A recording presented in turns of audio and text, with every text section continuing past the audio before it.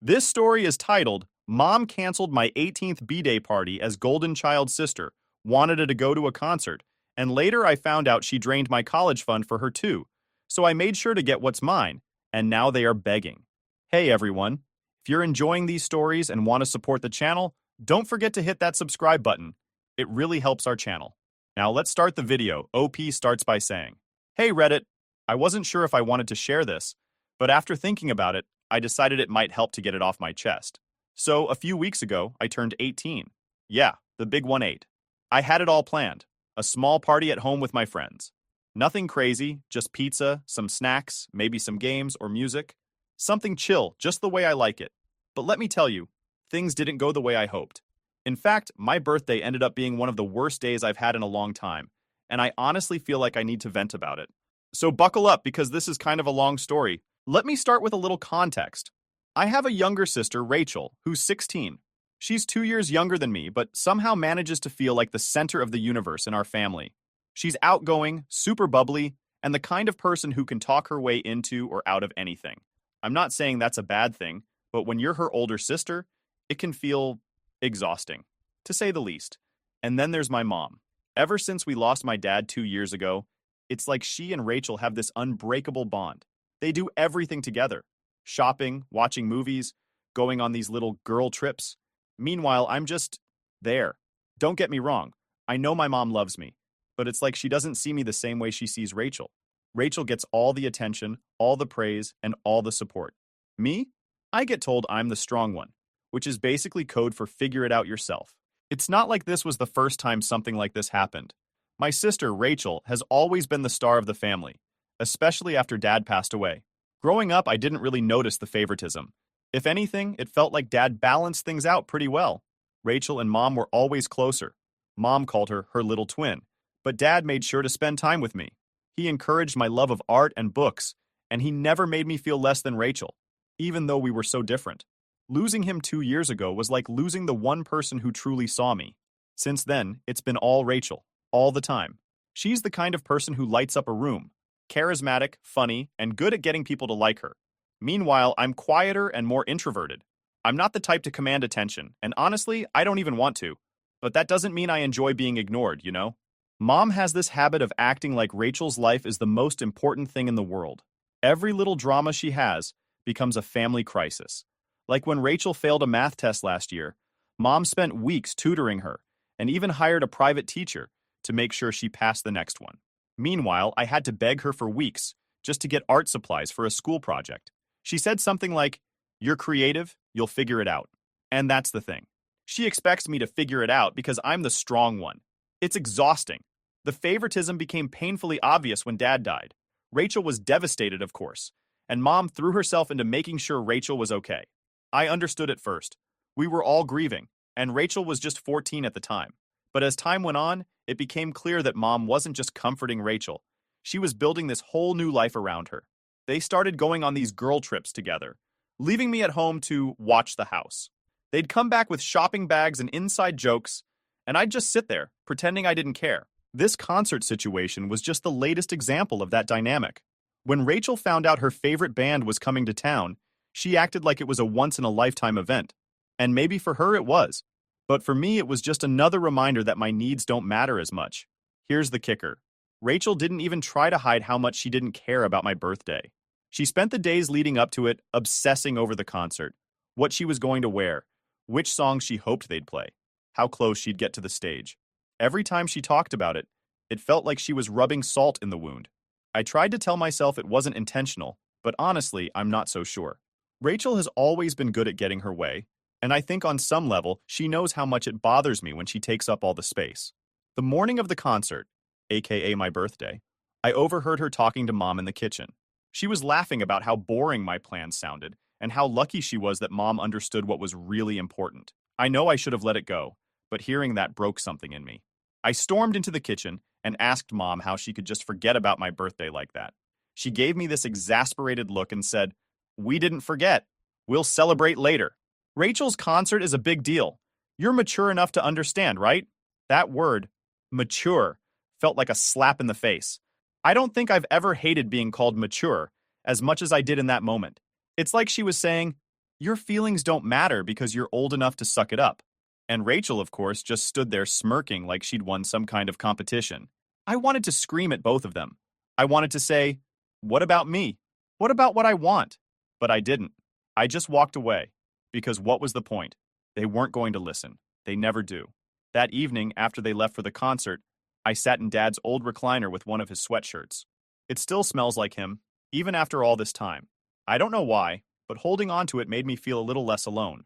I thought about how things used to be when he was here, how he'd always make me feel special on my birthday, even if it was something small like baking a cake together or watching a movie. He had this way of making me feel like I mattered. I don't feel that way anymore. I tried distracting myself by watching TV, but I couldn't focus. My friends texted me, asking how the party was going, and I didn't even know how to respond. I ended up turning off my phone and crying until I fell asleep. Looking back, I think that night was the breaking point for me. It wasn't just about the concert or my birthday. It was about years of being treated like an afterthought. I don't think I realized how much it had been building up until it all came crashing down. The morning after my birthday, I woke up feeling like a mess. My face was puffy from crying, my head was pounding, and honestly, I didn't even want to get out of bed. But then the doorbell rang. At first, I thought it was Mom and Rachel coming home early. I wasn't ready to deal with either of them, so I stayed in bed, hoping they'd just let themselves in. But the doorbell kept ringing. After the third time, I dragged myself out of bed and shuffled to the door. When I opened it, I couldn't believe who was standing there. It was Uncle Matt, my dad's younger brother. He was holding a duffel bag and wearing this look that was equal parts concern and determination. "Happy belated birthday, kiddo," he said, stepping inside like he belonged there. And honestly, it felt like he did. Uncle Matt and my dad were close, like really close. Growing up, he was around a lot. He'd come to family dinners, take us to the park, and sometimes even babysit when Mom and Dad had a date night. He was the fun uncle who never took himself too seriously. But after Dad passed away, I barely saw him. Mom kind of cut ties with Dad's side of the family. I never knew why, but I figured it was just too painful for her to be around them. Seeing him now, out of the blue, felt surreal. He put his bag down and gave me a once-over. "You look like you've had a rough couple of days," he said, not unkindly. I didn't know how to respond, so I just nodded. We sat down in the living room, and he asked how I was doing. At first, I tried to play it cool, saying something like, "I'm fine," but Uncle Matt wasn't buying it. He gave me this look that said, "Cut the crap." "I heard from a little birdie that yesterday didn't exactly go the way you wanted," he said. I guess my grandparents, Dad's parents, must have told him about my birthday being canceled. They're the only ones on Dad's side I'm still in touch with, and I'd mentioned it to them during a phone call a few days before. That was all it took for the floodgates to open. I don't know what it was about him being there, but I just started talking about how Mom and Rachel left me for a concert, how they've been treating me like an afterthought ever since Dad died, how I missed him so much it physically hurt sometimes. I didn't even realize I was crying until Uncle Matt handed me a tissue. He didn't interrupt or try to give me advice. He just let me talk. And when I was done, he sat back in his chair and said, "This is absolute bullshit." That made me laugh a little, even though I was still crying. Uncle Matt always had a way of cutting through the noise and saying exactly what he thought. "You don't deserve this," he said. "Your dad wouldn't have stood for it, and neither will I. Pack your bags. You're coming with me." I just stared at him, completely stunned. "What? I can't just leave. Mom would freak out." "Let her freak out," he said. "She needs to wake up. You're her daughter, not some glorified babysitter for the house." I hesitated. As much as I wanted to leave, the thought of actually doing it felt scary. What if it made things worse? What if Mom cut me off completely?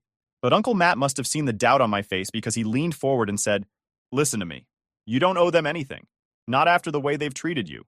You deserve to be somewhere you're actually appreciated." That hit me hard. No one had ever said something like that to me before. Not in those words, anyway. For the first time in a long time, I felt like someone was on my side. So, I did it. I went upstairs and packed a bag. I didn't take much, just some clothes, my sketchbook, and a few things that reminded me of Dad. When I came back downstairs, Uncle Matt was waiting with his duffel bag over his shoulder. "Ready?" he asked. I nodded, and just like that, we walked out the door. I don't know what's going to happen next. Uncle Matt says I can stay with him as long as I need to, but I know there's going to be fallout when Mom and Rachel come back and realize I'm gone. I'm not sure how I feel about it yet. Part of me is scared, but part of me feels free. For now, I'm just trying to take it one day at a time. I'll update again once I figure out where this is all headed. Thanks for reading and for all the support so far. It means more than you know. Update 1 point. Hey Reddit, thanks again for sticking with me through all of this. Your comments and messages have meant so much to me. I've been working through a lot of emotions since the last update, and I'm finally ready to share what happened next. Spoiler alert, things got intense. So after I packed my bag and left with Uncle Matt, we didn't go straight to his place. Instead, we stopped at a nearby diner. He said he wanted to grab a bite to eat and let me decompress a little before dealing with the inevitable storm. I didn't realize how much I needed that until I was sitting in the booth, sipping a milkshake while he told me funny stories about him and my dad growing up. For the first time in days, maybe weeks, I felt like I could breathe. But eventually, the moment of calm had to end. Uncle Matt looked at me over his coffee and said, "All right, kiddo, time to face the music."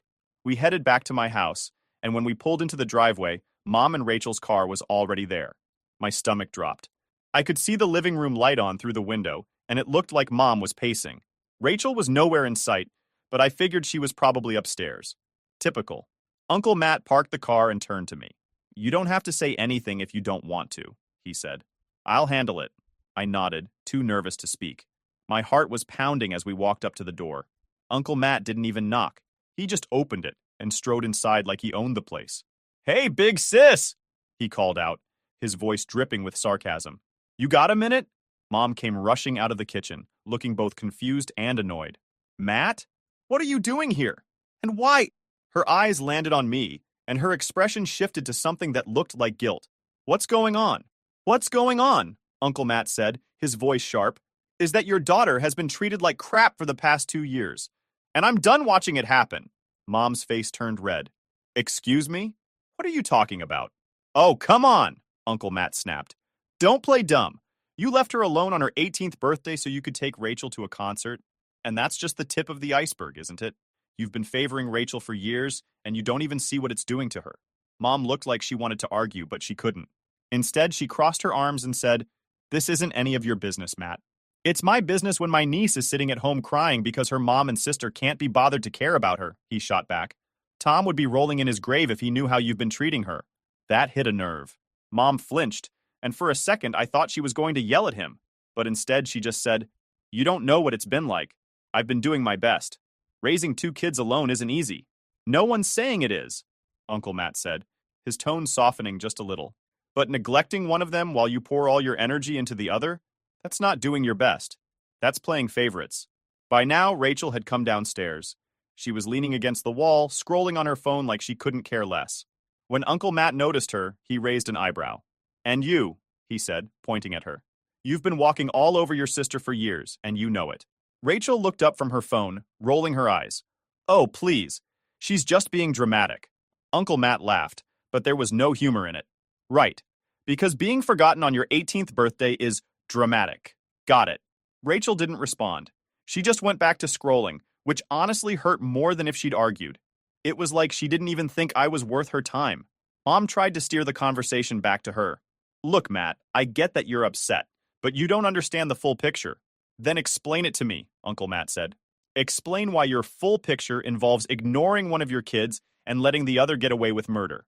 Mom opened her mouth, but no words came out. She looked at me then, and I could see the guilt in her eyes. For a split second, I thought she was going to apologize. But instead, she turned back to Uncle Matt and said, "I didn't realize she felt that way.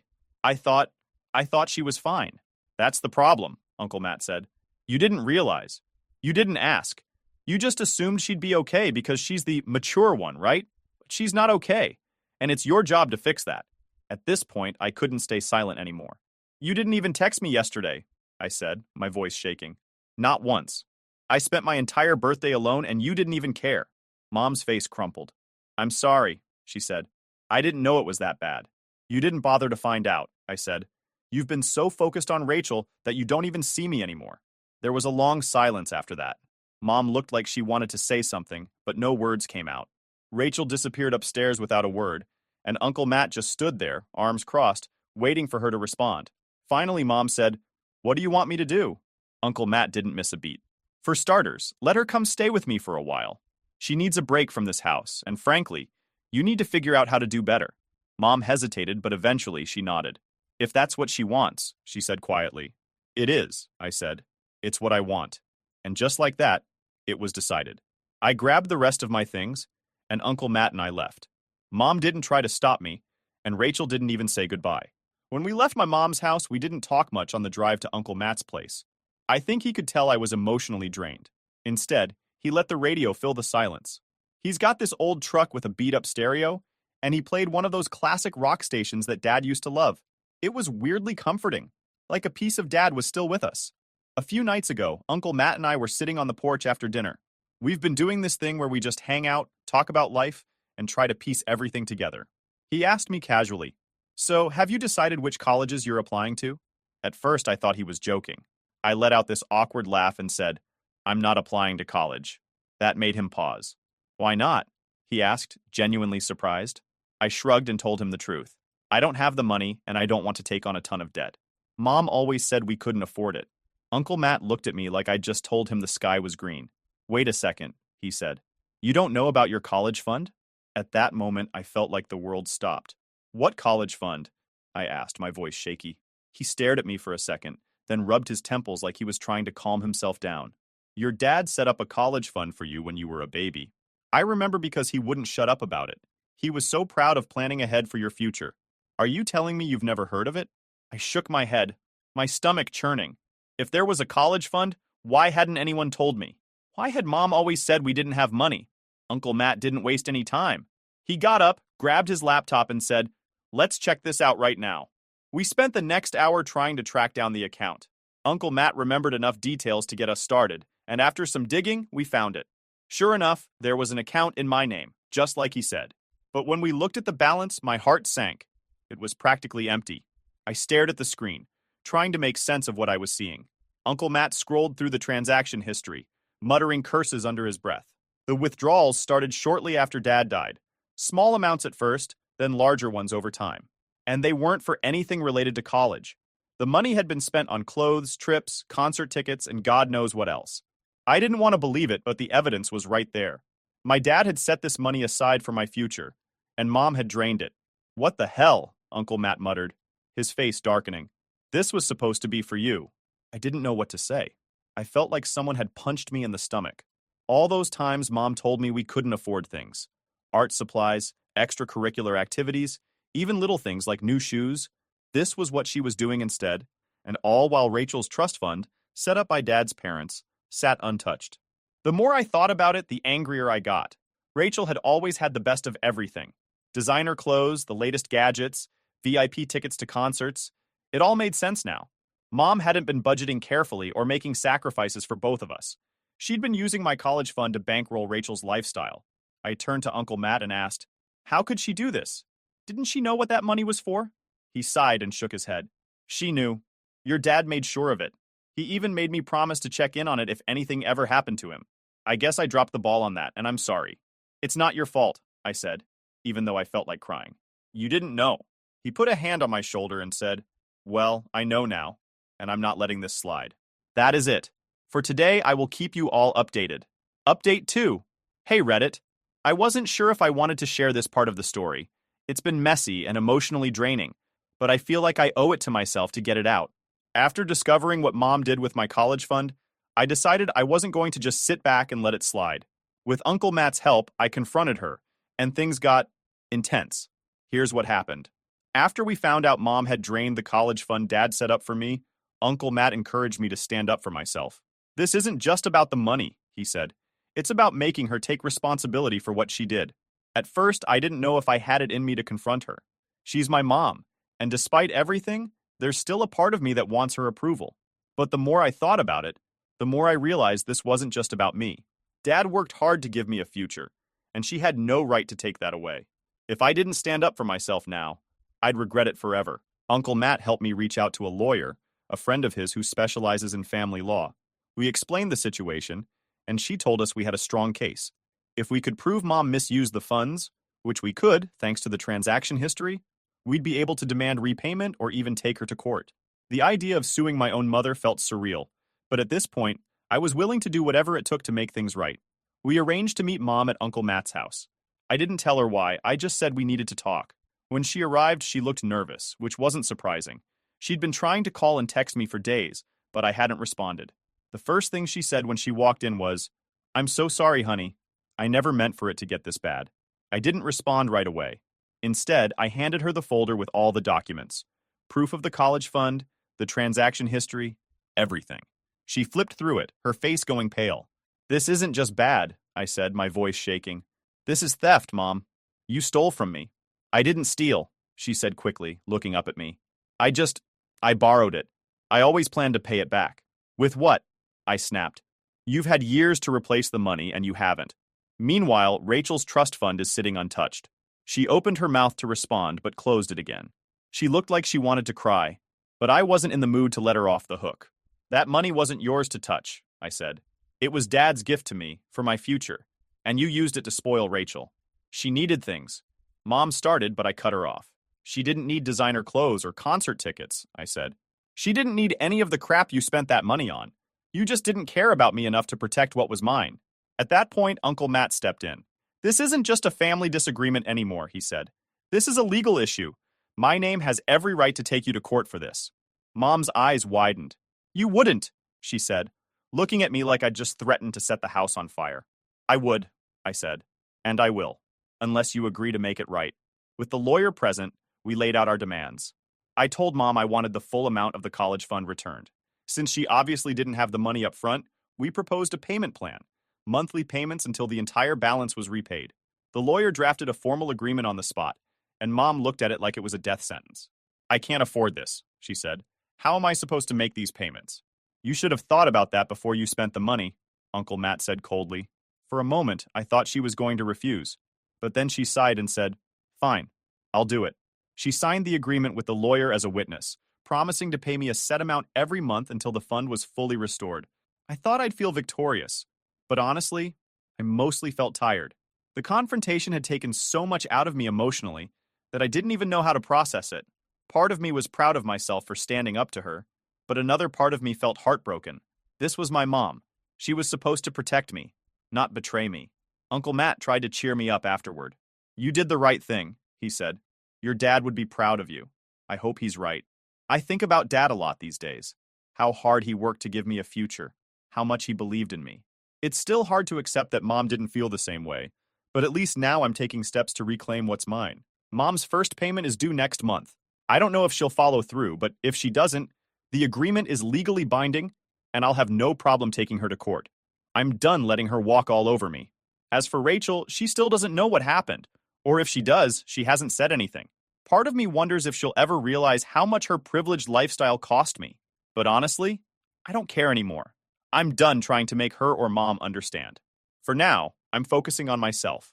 I've been looking into colleges again, and with Uncle Matt's help, I feel like I might actually have a shot at making it work. It's not the path I thought I'd take, but it's mine, and that feels pretty good. Thanks again for reading and for all the support. I'll keep you updated if anything else happens, but for now, I'm just trying to move forward. If anyone has advice on dealing with family relationships after something like this, I'd love to hear it. Until next time.